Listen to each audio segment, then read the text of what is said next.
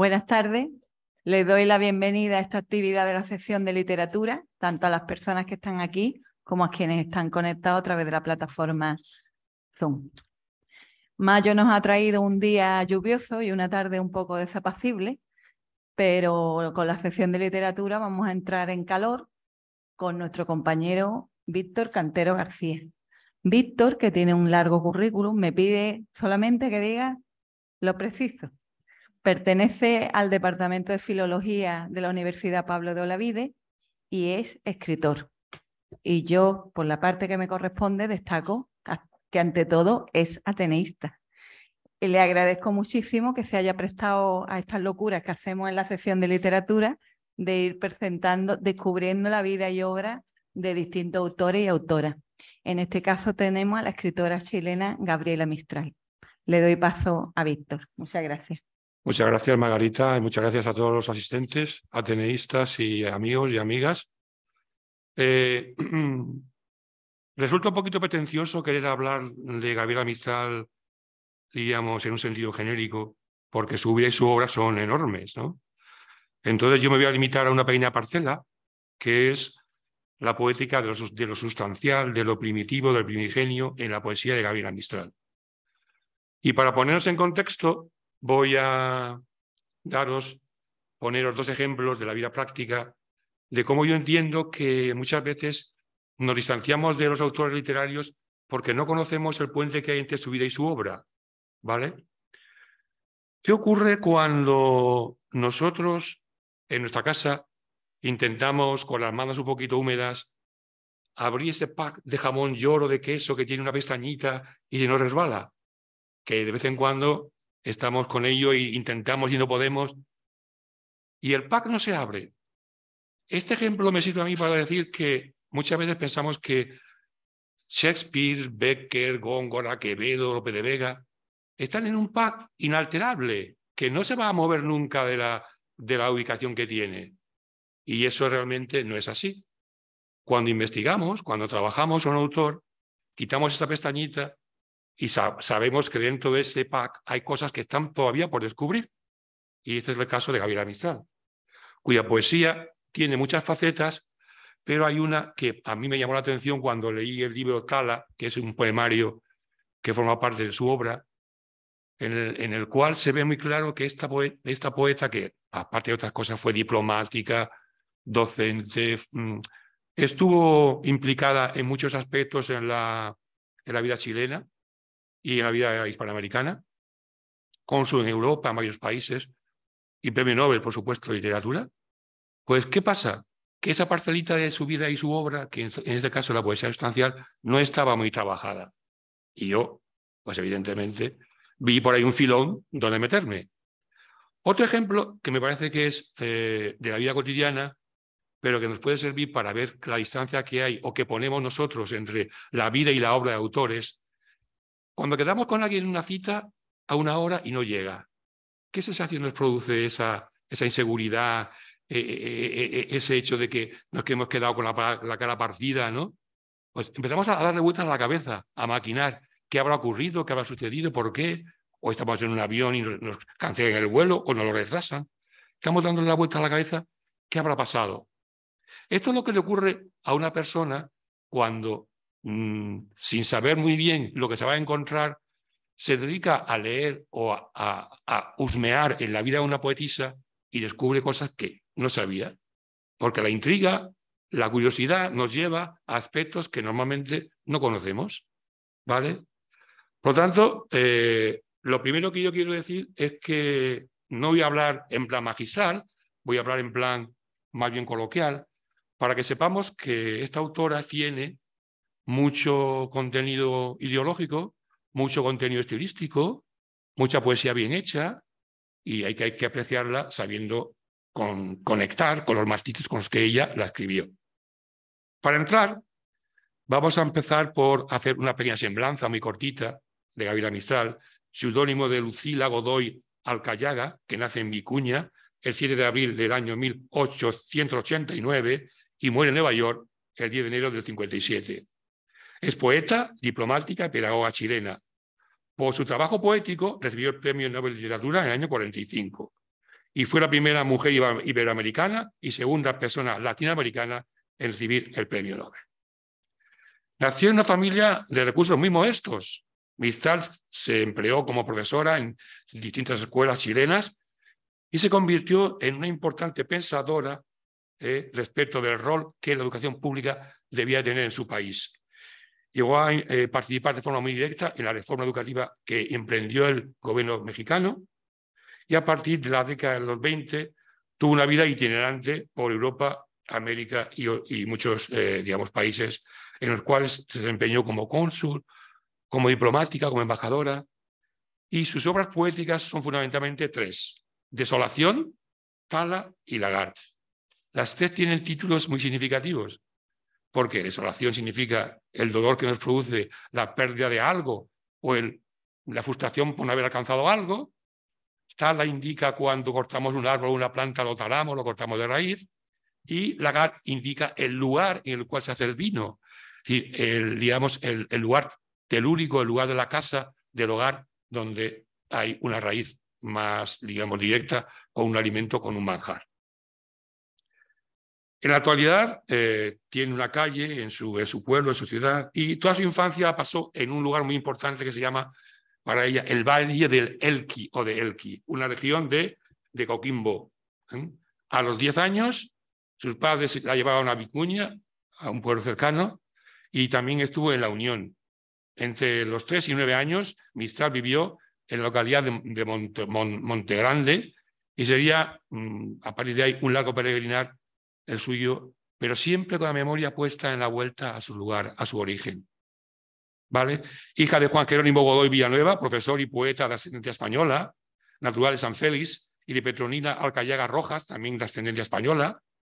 Hay que tener en cuenta que Mistral estuvo muy vinculada a España, y hay un pequeño detalle que a veces pasa desapercibido. Ella abogó por los niños vascos que tuvieron que exiliarse de España a la guerra civil, y una de sus obras, los derechos de autor, la donó a una asociación vasca que estaba vinculada a patrocinar estos envíos de niños exiliados a Inglaterra. ¿Vale? Bueno, los abuelos maternos también tienen mucha vinculación con el Valle del Elqui, y por el lado de la madre, Gabriela Mistral tuvo una hermana mayor, Emiliana Molina Alcayaga, hija de Rosendo Molina Rojas, quien fue su primera maestra. Y por el lado del padre, tuvo otro hermanastro, Carlos Miguel Godoy Vallejos. El padre abandonó el hogar muy pronto, cuando ella tenía 3 años. Ella siempre lo echó de menos, pero nunca se lo reprochó. Cuenta que revolvió papeles y encontró unos versos muy bonitos que fueron el primer estímulo que ella tuvo para hacer poesía, que su padre había escrito poesía. Vale. ¿Cuál es el objetivo de nuestra exposición o de nuestra intervención esta tarde? De las muchas facetas que Gabriela Mistral tiene como escritora, la de poeta es importante porque en ella encontramos un aspecto muy innovador, que es su praxis de la sustancia, de la poesía, de lo sustancial, como factor identitario. Y me explico. Ella no habla de la tierra, del trigo, del grano, del vegetal, del sol americano, amerindio, porque sí.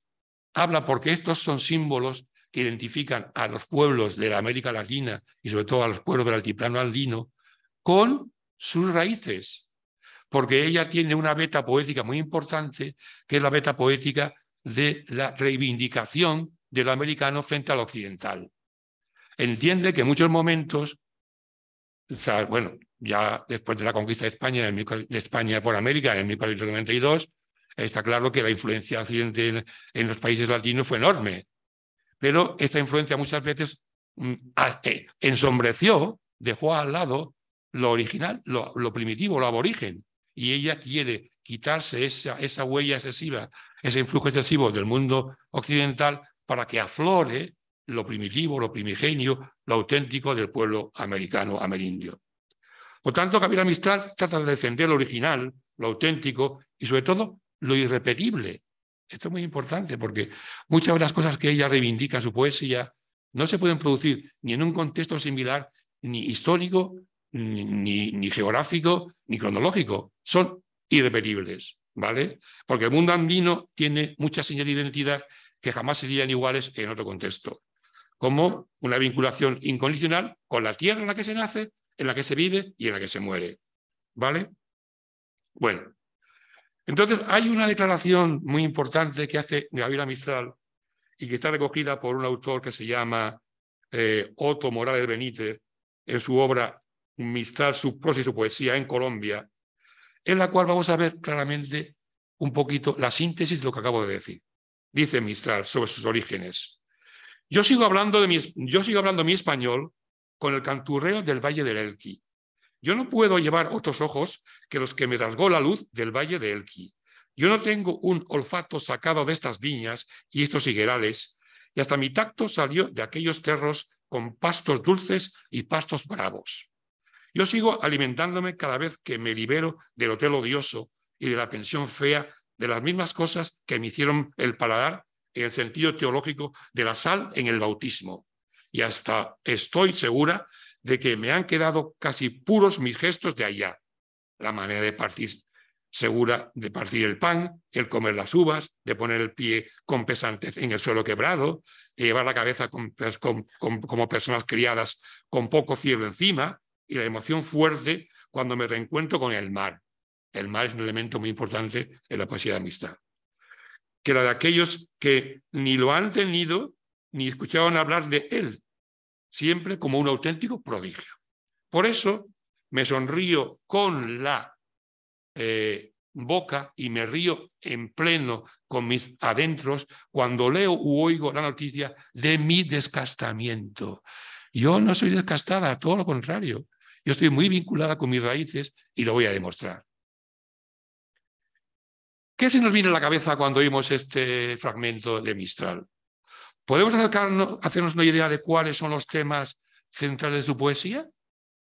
¿Nos deja claro Mistral cuáles son sus preocupaciones en cuanto a rescatar del olvido el universo original no contaminado por la huella occidental del mundo andino? Yo creo que sí. Yo estimo que la poeta no puede ser más clara y directa en la expresión de su mensaje. Tan solo poniendo en verso los elementos sustanciales del indigenismo amerindio, podemos rescatarlo del olvido. Bueno, esto en realidad ocurre en todas las literaturas, desde el medievo hasta el siglo XXI. Tan solo cuando nos retrotraemos al pasado y lo ponemos en vivo en el presente, sin un presentismo absurdo, sino como una intención de clarificarlo, hacemos literatura. Y además literatura verdadera y auténtica, ¿no? Por ello, Mistral lanza un canto poético que no es ni modernista ni vanguardista, porque muchos críticos literarios quieren encasillar a Mistral como muy heredera de Rubén Darío o muy heredera de otros poetas, autores vanguardistas, ¿no? E incluso pueden tildarla de posmodernista, sino que ella más bien es una poeta de la sustancia, de lo primitivo y lo irrepetible, de lo primigenio, de lo que es y ha sido y será siempre porque es inalterable. Por eso, ¿qué tono, qué acento encontramos en los versos de Mistral?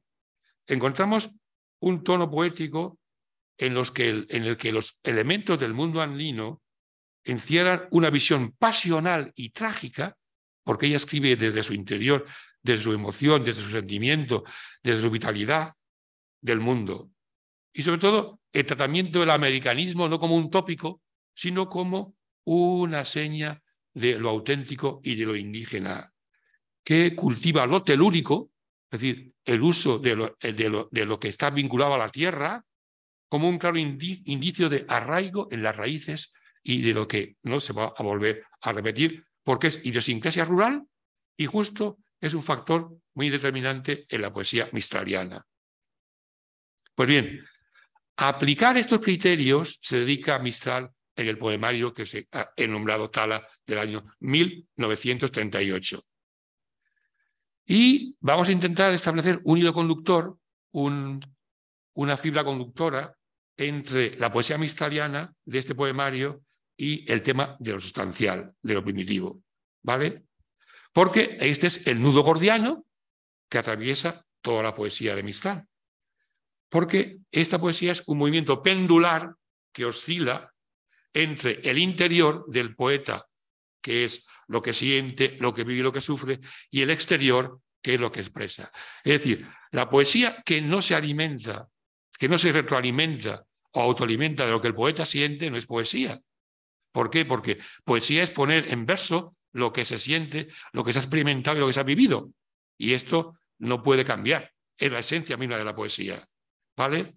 Entonces, sus vivencias infantiles en el Valle del Elqui, vamos a nombrar una serie de tópicos, de temas que están presentes en este poemario fundamentalmente, que son su mundo infantil en el Valle del Elqui, la fusión del mundo andino natural con su adolescencia. Ella hace referencia a dónde vivió, qué casa habitó, dónde estuvo con sus padres, en qué escuela estudió, etcétera, etcétera. Su juventud, también muy importante en este mundo natural. La pérdida de su primer amor, Romeo y Ureta, un joven que se suicidó, primer amor, y la profunda huella que le deja en su alma esta pérdida. Por eso sus poemas son siempre un retorno a lo permanente, a lo que no caduca. La poesía mistraliana es un retorno a lo que está y sigue siendo. Y por eso su señal de identidad son el mejor estímulo para leer desde esta óptica sus versos. Un poquito lo que le ocurre también a Luis Rosales cuando estudia la poesía desde una óptica en la cual el tiempo no existe, sino que el tiempo es un continuo existencial en el que el pasado, el presente y el futuro se unifican. Rosales, poeta de la generación del 36, muy vinculado con la posguerra española, hace esta vinculación del pensamiento existencialista filosófico con la poesía que él trabaja y indica muy claramente que lo que importa es la unidad orgánica que hay en el poema, que es como un todo, como una totalidad que no caduca en el tiempo ni en el espacio, porque el poema subsiste al estar alimentado como una realidad que permanece. Y el poema no lo hacen los versos, no es la suma de los versos. El poema es el tono vital que el poeta transmite del primero al último verso. Y cuando hay un enganche del tono vital del primero al último verso, el poema tiene vida, si no, no tiene vida. Hecho este inciso, vamos a pasar un poquito a considerar lo que entendemos por poesía sustancial en la poética de Mistral. Bien, en el libro que acabo de mencionar vemos recogida también parte de la mitología andina a la cual Mistral hace referencia a su poética y a los cultos que los andinos hacen a las divinidades inca y maya y sobre todo a la tierra inca y maya y andina como lugar que amamanta a sus hijos y les da la vida. Por eso que la poesía de Mistral es una poesía transformadora, porque su credo poético apuesta porque la palabra cambie la realidad, porque la poesía transforme el mundo, transforme la mentalidad de la gente. Por medio de la palabra da matices nuevos, colores nuevos, sensaciones nuevas, a lo que desde un ángulo convencional no apreciamos. Entonces es importante ver desde qué enfoque ella redacta sus poemas para saber que esos matices son innovadores. La poeta reflexiona sobre lo sustancial desde las realidades que la rodean y les concede a esas realidades nueva vida, ¿vale? De aquí que afirme en el poema Gracias en el mar de Tala que lo que para ella la palabra poética es la palabra que si se cree en ella puede, porque creer puede. Puede creerse como se puede creer en los ángeles. En el poema que os voy a leer, que está en este poemario, ¿vale? Vamos a ver reflejado un poquito esta idea. En la página 140 tenemos este poema que refleja este concepto poético de Mistral, ¿vale? En la última estrofa, el poema muy largo que se llama Gracias en el mar, dice, para tallarte fruta de plata o hacerte el puño de la granada, o en donde duermas profunda y alta y de la muerte seas librada, mitad del mar yo canto, gracias, gracias. Para mandarte oro en la ráfaga y hacerte metal mi bocana y crearte ángeles de una palabra, canto vuelta al oeste, gracias, gracias. estos dos últimos versos, y crearte ángeles de una palabra. Es decir, de una palabra crear otra realidad nueva. Y cuando la palabra transforma, escribe sus poemas concebidos por ella como cantos. Son cantos poéticos, dando lugar a un binomio muy discutido por la crítica, es que es la poesía de Mistral. ¿Es canto o es poema? ¿Vale? Y tiene las dos vertientes, es cántico y es poema, en el que el segundo elemento ha de entenderse como una exaltación, una proclamación de lo que a ella le provoca el sentimiento poético que le emana de la inspiración que le produce el mundo andino. Mistral logra atrapar al lector por una vía muy básica, que es la vía de lo que se sustancia, de lo que se palpa, de lo que se ve, de lo que se toca. Porque si tenemos 5 sentidos, esos sentidos se nutren de lo que perciben. Y ella hace poesía sustancial de lo que percibe, de lo que oye, de lo que palpa, de lo que ve, de lo que gusta. ¿Vale? Por tanto, Mistral hace poesía mediante el recurso al original y a la entraña de la realidad. Y comenzamos este recorrido por un poema que se titula Cordillera.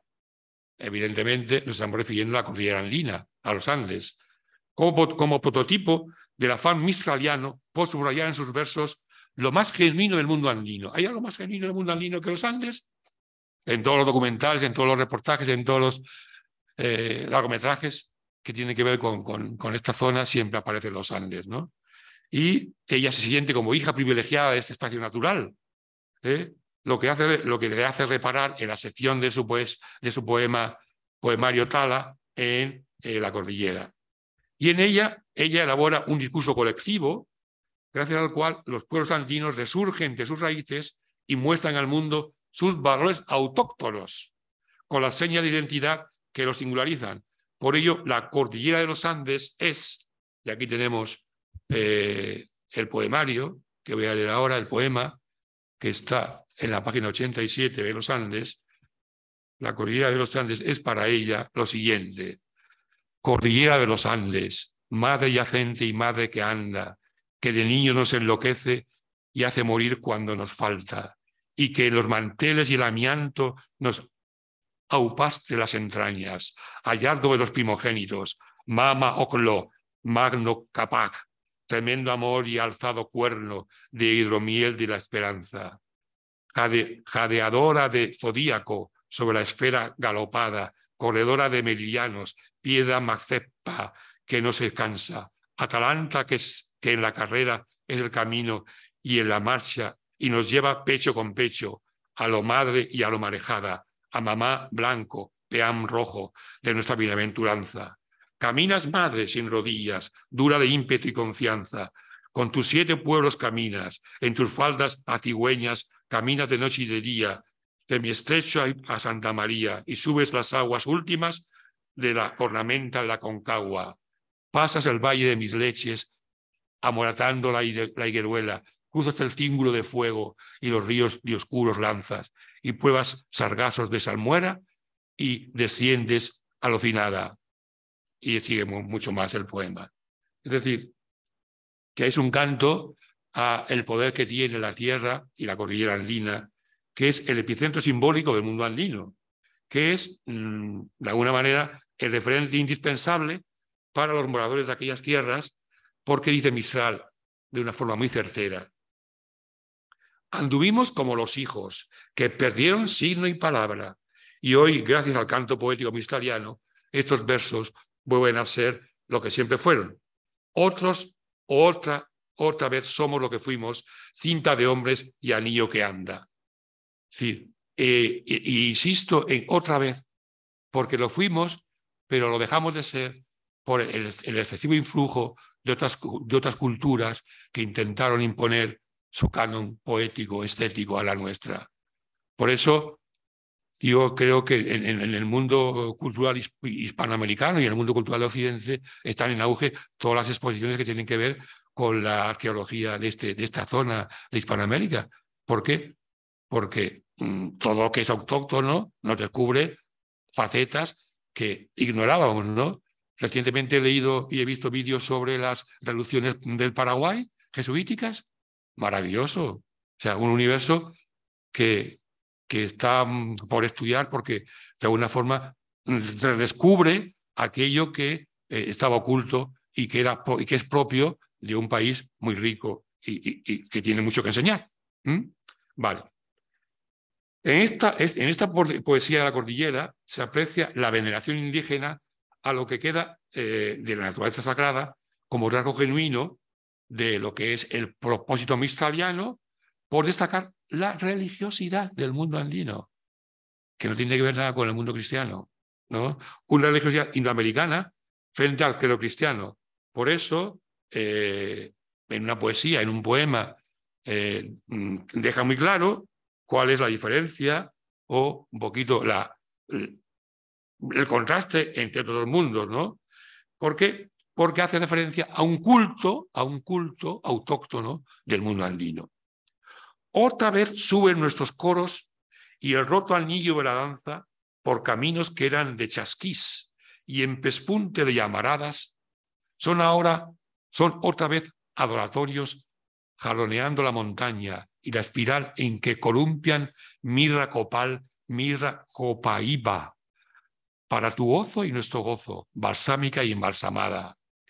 El fueguino sube al Caribe, por tus punas espejeadas a criaturas de salares y de pinar lleva a las palmas. Nos devuelves a Quetzalcóatl, acarreándonos al Maya y a las mesetas de Kansas cielos, donde es la luz transfigurada, proceadora, ata tus pueblos como juncales de sábana.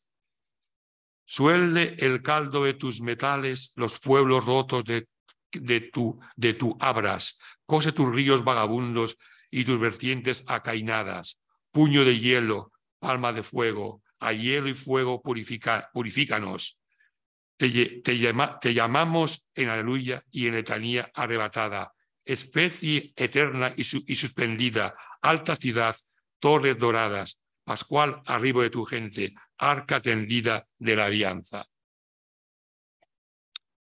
Sin embargo, la voluntad de Mistral por volver a los orígenes indígenas y por sacar a la luz el pasado precolombino del país andino se corresponde mucho con el redescubrir de la historia de sus hermanos de sangre, porque el interés de Mistral es el de precisar lo importante que es el sustento primigenio del mundo andino, como es el caso del maíz. El maíz es un alimento importado de América a Europa, ¿vale?, que crece porque en esta zona del altiplano hay agua y hay sol. Pues dos elementos sustanciales a los cuales Mistral echa cuenta, y la conjunción de estos factores son tenidos muy en cuenta en el apartado segundo de este poemario La Cordillera, en la cual dice: el anahuac lo ensanchan maizales que crecen, la tierra por divina parece que la vuelven. Es decir, que son elementos fundamentales que llama ella fundantes, como son el agua y el sol, los que dan vida al maíz y lo convierten en un factor del sustancialismo identitario de los aztecas. ¿Está claro? Y así dice ella en el poema El maíz. El maíz del anahuac, el maíz de olas fieles, cuerpo de los mexiclis, a mi cuerpo se viene. En el viento me huye, jugando a lo que encuentre, y que me cubre y me baña, que Quetzalcóatl verde de las colas trabadas que lamen y que hieren, broceo en la oleada como el que nada siempre a puñados recojo, las pechugas huyentes, riendo brisa india, que mofo y que consiste y que voy ciega en marea, verde resplandeciente, braceándola la vida y braceándola la muerte. Al anahual lo ensanchan maizales que crecen, la tierra por divina parece que la vuelven. En la luz solo existen eternidades verdes. Remana de esplendores que bajan y que ascienden. Las sierras madres pasa su pasión vehemente. El indio que lo cruza como que no parece, maizal hasta donde lo postrero emblanquece, y México se acaba donde el maizal se muere. ¿Vale?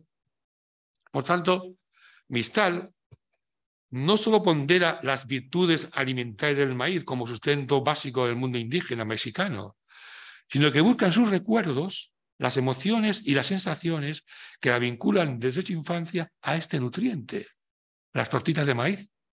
Es decir, que conecta su identidad criolla con un producto agrícola esencial en el mundo andino, de tal modo que en el apartado quinto, que vamos ahora a mencionar, señala: las mesas del maíz quieren que yo me recuerde, el corro está mirándome, fugaz y eternamente, delante de mi pecho la mazorca tienen, ¿vale? Y esto mismo lo ensancha o lo poetiza cuando dice: los sentados son órganos, las sentadas magüeyes, delante de mi pecho la mazorca tienen, de la voz y modos gracia tolteca llueve. La casta come lento, como el venado bebe, dorados son el hombre y el bocado el aceite, y en sesgo de ave pasan las jícaras alegres. Otra vez me tuvieron estos que aquí me tienen, y el corro del eterno parece que espejee. Vale. La importancia del maíz transporta a la poeta a sus raíces identitarias que unen su yo poético con el simbolismo sagrado de dicho cultivo, que tiene la región andina, pues los aztecas lo utilizaban en su ritual de bautismo, muy importante, en el que, tras invocar a Quetzalcóatl o Quetzalcóatl, su divinidad mayor, el dios de la sabiduría y de la luz y la lluvia, proseguía en el rito de esta forma, como indica el estudioso Salvador Canals. Consistía en que el sacerdote, luego de purificar convenientemente el ambiente, entregaba a cada niño o niña un poco de maíz molido o incienso que éste luego echaba en un brasero encendido. Seguidamente lo rociaba a cada uno con agua bendita, al tiempo que sus ayudantes echaban bocanadas de humo de tabaco. Es decir, que el maíz tiene también vinculaciones con el culto litúrgico del mundo andino. Bueno, pero en la sección América de Tala no se agota la habilidad mistaliana para reflejar en sus versos su sutileza por los sentimientos y emociones que le suscitan los hombres y las mujeres del continente americano. Porque Mistral también deja constancia en Tala de las costumbres y tradiciones de otros países, de otras zonas que visitó y con las que tuvo mucho vínculo. Mistral fue muy requerida por gobiernos de otros países como Puerto Rico, como Costa Rica, como México, como Argentina, como Paraguay, porque veían en ella un icono renovador, un icono revolucionario que podía cambiar el modo de pensar de las clases poderosas, de las clases políticas, y éstas podían a su vez influir en el estamento popular. Una de las facetas que está más estudiada de Mistral es su faceta pedagógica. Ella tiene muchos ensayos, muchos estudios de cómo quería ella cambiar el modelo pedagógico hispanoamericano. Y por eso fue muy reconocida en muchos países occidentales, ¿no? De hecho, estuvo en Nueva York y estuvo en muchas universidades de Estados Unidos, impartió docencia y fue premiada por esta labor pedagógica, ¿no? Bien. Pues bien, el primer país al que nos vamos a referir es Puerto Rico. Puerto Rico, una isla a la que dedica el poema Mar del Caribe, del cual vamos ahora a detenernos un poquito, ¿vale? Porque en este poema Mistral recurre a lo que es geográficamente la isla como un referente muy importante para resaltar aquello que a ella le importa, que es la vinculación de sus gentes con su toponimia, con sus topos, con su lugar, con su modo más vinculante, que es lo terrenal, lo telúrico, ¿vale? Por eso, en este poema Mar del Caribe, enlaza los elementos del sustancialismo identitario con la suma de el nosotros. Ya no emplea el yo poético, sino un nuestro colectivo, plural, para identificar el espacio colectivo de las gentes que viven en este país. Por lo tanto, dice, entre otras cosas, del paisaje, como un elemento territorial, dice, apenas cuerpo, apenas como Santa María, santa sobre aguas.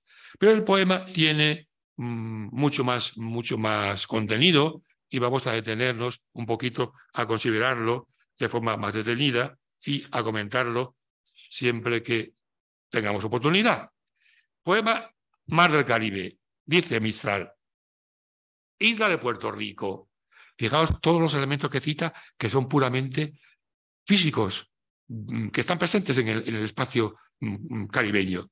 Isla de Puerto Rico, isla de palmas, apenas cuerpo, apenas como la santa, apenas posadura sobre las aguas, de millar de palmeras como más altas, y en las 2000 colinas como llamada. O sea, un lugar de contrastes, un lugar de llanura y un lugar de cordillera, un lugar de altiplano y un lugar de mar y una isla. Todo lo que tiene que ver con una isla, con el exotismo de una isla, tiene mucho que ver con la poesía de Mistral, porque para ella es muy importante el concepto de isleño. Hablamos de personas que pueden tener especial carisma porque han salido relativamente poco de sus topos, de su lugar, de su toponimia. Y en este caso, Puerto Rico es un símbolo del topos mistraliano. Y sigue. Isla en amaneceres de mi gozada, de mi gozada, no de mi gozada. Pone el acento en el mi posesivo. ¿Por qué? Porque ella ha gozado del amanecer de Puerto Rico. Sin cuerpo aconcojado, trémula del alma, de sus constelaciones amamantada, en la siesta de fuego, punzada de hablas y otra vez en el alba adoncellada. Aquí hay un conglomerado de imágenes y metáforas bellísimas de la poesía mistraliana, fijaros. Isla de amaneceres de mi gozada, ya lo hemos comentado. Sin cuerpo acongojado, trémula de alma y de constelaciones amamantada. Es decir, una isla que en el anochecer, su cielo se cubre de estrellas, de constelaciones, y que la luz que emite las estrellas es la luz que permite ver, que nos permite calibrar la distancia entre los objetos. Y en la siesta de fuego, metáfora, cuando hace más calor, cuando el trópico es más ardiente y tiene punzada de hablas, y otra vez en el alba vuelves a amanecer, vuelves a resurgir con la misma frescura de la noche anterior. El tránsito entre el calor y el frescor, el frío y el calor. Otro dato importante, dice, isla en cañas y café apasionada. Recurre a los productos primitivos de la isla, la caña de azúcar y el café. Importante. Tan dulce de decir como una infancia, la suya, la de Gabriela Mistral. Bendita de cantar, como un Hosanna, sincera sin canción sobre las aguas. Hace un canto, antes hemos dicho la diferencia entre poema y canto en la poesía mistraliana. Aquí está la diferencia cuando dice, como un Hosanna entre admiración. Hosanna es un canto, es el tío litúrgico. Hosanna, el hijo de David. Hosanna, sirena sin canción sobre las aguas. ¿Vale? Y sigue. Ofendida del mar enmarejada, Cordelia de las olas, Cordelia amarga. Seas salvada como la corza blanca, otra metáfora. La corza blanca, uno de los recursos poéticos más claros del siglo español, la corza blanca, el icono de la corza blanca. Y como el llama nuevo, un animal puramente andino, del Pachacamac, y como el huevo de oro y de la nidada, y como la Ifigenia viva de la llama. Recurre a animales propios del mundo andino. Hemos dicho la llama, entre otros, ¿vale? Este elemento puramente andino. Te salven los arcángeles de la nuestra raza, Miguel Castigador, Rafael que marcha y Gabriel que conduce a la hora colmada. Antes que en mí se acaben marcha y mirada, antes que mi carne sea una fábula y antes que mis rodillas vean en ráfagas día de liberación. Sí. Antes de que vaya a este mundo, permite que cante tus atributos puramente naturales, que son los que te dan ese tono, ese brillo especial como una isla que aprecian los visitantes y que aprecian los que son autóctonos originales de ese país, de esa isla. ¿Vale? Por tanto, que está claro que, tal como dice el crítico, la crítica Margot Arce de Vázquez en la obra Carta a Gonzalo Zaldumbide, que es un diplomático que ayudó mucho a Gabriela Mistral, pues Puerto Rico es un lugar que ocupa un especial puesto en el corazón de Mistral, porque en su visión de Puerto Rico nos da el concepto de un lugar idílico que está presente mucho en la nostalgia de Mistral, pues al rememorar las distintas visitas que hizo a la isla y al hacer presente la buena acogida que le dispensaron los nativos, los puertorriqueños, contempla en la distancia lo que no tiene. Esto es muy importante. Cuando hay una distancia entre lo que hemos tenido y lo que no tenemos, ¿qué es lo que surge? La añoranza. Y Mistral añora desde el minuto cero haber salido del Valle de Elqui, porque es su lugar de origen. Y ella volverá siempre que pueda a su lugar de origen, porque no puede pasar sin sus raíces. Y la poesía sustancial consiste en esto, en hacer de lo que fue un elemento presente. Y retomando el parangón con Luis Rosales, es lo mismo. Cuando Rosales nos habla de su amigo Juan Panero, en el segundo capítulo de su obra poética, pues lo hace como una referencia a una persona que fue muy íntima suya y que ya no vive, pero lo quiere hacer presente de un modo permanente en su poema. Lo quiere hacer como algo que no ha muerto, porque para Rosales la memoria y el recuerdo son la palabra de la poesía. El recordar no es solamente volver a hacer presente el pasado, sino hacerlo vivo, presente de una forma viva y reproducirlo con la misma viveza con la que lo vivimos en su momento, ¿vale? Por eso, en el poema que hemos dicho, pues se ve claramente un poquito este efecto, ¿vale? Bien. Otro poema en el que vemos el apego mistraliano por el mundo americano y sobre todo por el mundo que no está ya vinculado al mundo andino, es el poema Tamborcito Panameño. Que Tamborcito Panameño es un baile de Panamá muy típico, ¿vale? Que en él encontramos un ejemplo muy claro de cómo Mistral se vuelca emotivamente con un país que la acogió fabulosamente. Es un canto al baile que se llama Panamá el tamborcito. Y ahora voy a explicar un poquito en qué consiste el baile del tamborcito. El tamborcito es un canto vernacular antiguo panameño, donde una voz principal llama o canta, que es la voz del cantante, entona la melodía y marca el compás. Cantando el estribillo, panameño, panameño, panameño de mi vida, yo quiero que tú me lleves al tambor de la alegría. Fijaos que un ritmo impresionante, un ritmo binario, panameño, panameño, panameño de mi vida, y yo quiero que tú me lleves al tambor de la alegría, con una rima clarísima. Entonces, el cantante principal de este canto panameño es seguido por un cajero que toca la caja, ¿vale? Y otros tambores que se suman a la voz. Y un coro de mujeres que sigue cantando mientras sigue la melodía con palmas apoyando el compás y repitiendo el estribillo, tal como hace el poeta al final de cada estrofa.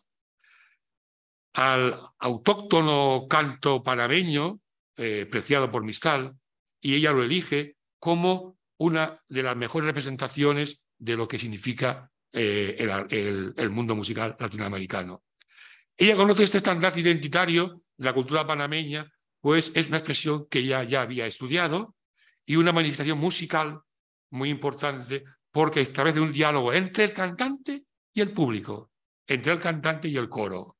De una parte está el mar de espejos y de la otra la serranía y partiéndonos la noche, como dirá en el poema que vamos a leer.